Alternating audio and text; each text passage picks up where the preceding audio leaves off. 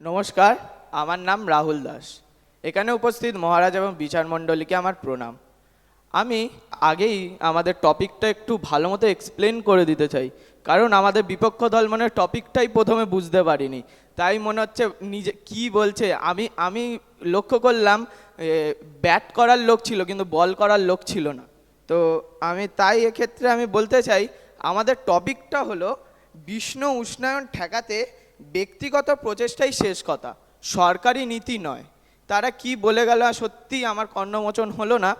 তো আমি তাই বলতে চাই যে তারা মূলত নিজেদের দায়িত্বকে এড়াতে চাইলো। এর থেকে এটাই প্রমাণ হলো যে তারা তাদের নিজের দায়িত্বকে এড়াতে চাইলো। তারা কিভাবে সরকারের উপর দোষ চাপিয়ে তারা কিভাবে যে তারা নিজেদের দায়িত্ব এড়াবে, তারা সেটা খুব ভালোভাবেই প্রমাণ করলো। তাদের এই বক্তব্যগুলো শুনে তাদের মানসিক সংকীর্ণতার খুব ভালো প্রমাণ পাওয়া গেল।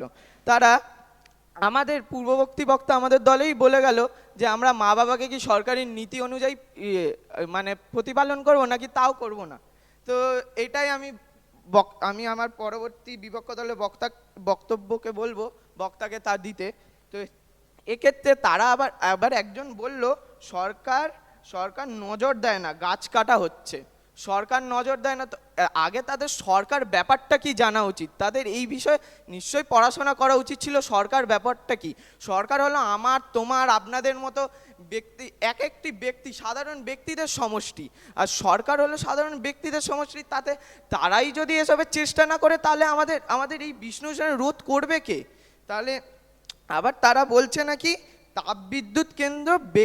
তাপবিদ্যুৎ কেন্দ্র তৈরি হচ্ছে। ওইটা কাদের জন্য তৈরি হচ্ছে? আমাদের ব্যক্তিগতদের জন্য তৈরি হচ্ছে। তাহলে আমরা কমিয়ে দিই, আমরা ইউজ করবো না, আমরা ব্যাটারি ইউজ করি, তা তো হবে না। আমরা সোলার প্যানেল ইউজ করবো, তা তো হবে না। বৃষ্টির সময় আমরা কি করব? তাহলে আমরা অন্য কিছুর সময় কি করবো? সেটা হবে না। আবার তারা বলছে একজন একটা গাছ লাগাতে পারে, কিন্তু সরকার তো 1000 গাছ লাগাতে পারে, কিন্তু এই 1000ও তো শুরু হয় এক থেকেই। তাহলে তখন তারা কি বলবে? আমি এটা বিপক্ষ দলকে আমি প্রশ্ন করতে চাই, 1000 শুরু করতে হলে তাকে এক থেকে শুরু করতে হবে।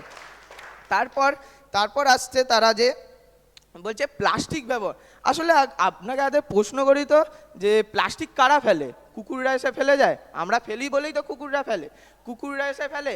এসি কে ব্যবহার করে? আমরা ব্যবহার করি তো। তারপর গাড়ি কে চালায়? আমরা চালাই তো। তাহলে তাহলে আমরা বলছি কি করে সরকারের দোষ?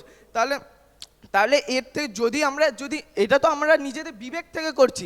এবার যদি আমাদের বিবেক বদলাতেও গিয়ে যদি আমাদের সরকারি নীতির প্রয়োজন হয়, আমাদের যদি বিবেক তৈরি করতে গিয়ে আমার সরকারি কঠোর আইন প্রয়োজন হয়, তাহলে আমাদের 2 পায়ের বদলে 4 পায়ে এবার হাঁটতে হবে।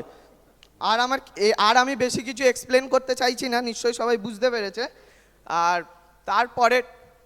তারপরে আমি বলছি তারা এবারে বিদেশের আইন, হয়তো বিদেশের কথা উল্লেখ করতে পারে। আমার যা তাদের কথাবার্তা শুনে মনে হলো বিদেশে এত পরিষ্কার, তাহলে আমি তাদের একটু ঘাঁটিয়ে দেখতে চাই যে ইউরোপের দেশগুলোর কথা। তারা বর্তমানে সেদ্ধ হচ্ছে। আবার বর্তমানে সেদ্ধ হচ্ছে যে তারা এখন আবার যেই দেশগুলো ঠিক, যেই দেশগুলো এর জন্য সচেতন তারা কিন্তু আবার সরকারকে দোষ দিচ্ছে না।